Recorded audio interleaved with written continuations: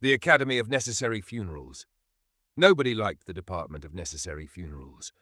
It had started, like most bad ideas, with good intentions. The scientific community had grown tired of waiting for progress. Every time some bright-eyed researcher discovered a new truth about climate change, nutrition, the origins of the universe, or why toddlers scream at floor tiles, there was always some old fossil in a tweed jacket declaring, now, the data doesn't quite support this. And as history had shown, these fossils refused to change their minds. So, in the interest of efficiency, the world's leading scientific institutions formed the Department of Necessary Funerals, a bureaucratic agency whose only job was to ensure that knowledge, like a well-tended garden, was regularly weeded of its most stubborn and outdated ideas, and of course of the people who held them. The rules were simple. The department did not murder anyone. That would have been unethical. Instead, it simply scheduled funerals in advance, based on a careful algorithm. Any scientist, professor, or public intellectual who had blocked progress for more than 3 decades was placed on a list. The moment they passed, peacefully, naturally, and entirely of their own accord, their funeral was immediately followed by a conference where their obsolete ideas were officially declared dead as well. At first, there was outrage. The elderly scholars protested.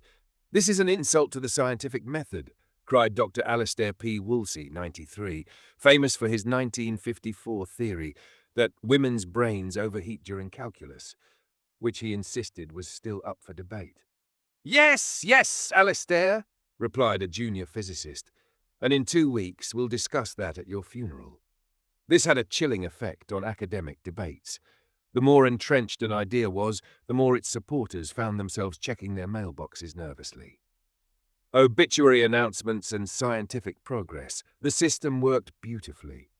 As soon as Dr. Edwin Bracewell, who had spent his life arguing that electric cars could never work, passed peacefully at 104, the department sent a memo to all automotive companies. Obituary notice, Dr. Edwin Bracewell, 1990-2024. Status: deceased. Impact: resistance to electric vehicles officially nullified. Subsidies approved. Within a week, every car on the market was electric. When Professor Judith Feldspar, the last surviving geologist who still believed in the flat Earth hypothesis, died at 112, the news was met with quiet relief. The department scheduled a panel discussion for the following morning. "I guess we can finally put this one to bed," said a weary astrophysicist. The room nodded in solemn agreement. Unexpected consequences. At first, the system seemed foolproof, but as always, humanity found a way to game it. Wealthy academics began funding longevity research at alarming rates. If you could live to 150, you could delay the acceptance of any new idea simply by refusing to die. One scientist, Dr. Gerald Pickering, took this very seriously. As the last remaining opponent of AI-generated art, he invested millions into cryogenic freezing. "If I never die," he reasoned, "then we never have to accept AI-generated creativity as real art." The department responded swiftly. New regulations placed medically induced stasis in the same category as death. Pickering's cryopod was unplugged. His funeral was held on a Tuesday. The next morning, every major museum unveiled its AI-curated exhibits. The final resistance. Of course, not everyone was happy with this system. Some argued that science itself needed skepticism, that even wrong ideas could be useful as stepping stones.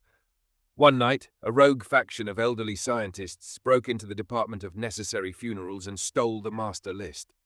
Armed with it, they went into hiding, vowing to protect the last remaining bad ideas.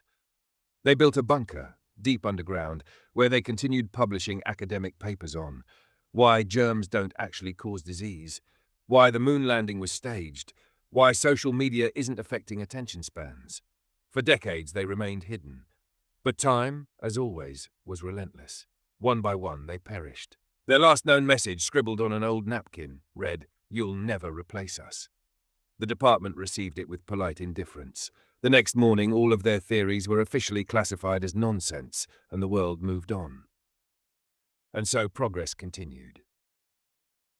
Over the years, the funerals became a formality. New ideas blossomed overnight. Diseases were cured. Technology advanced without bureaucratic delays. And yet, an uncomfortable thought lingered.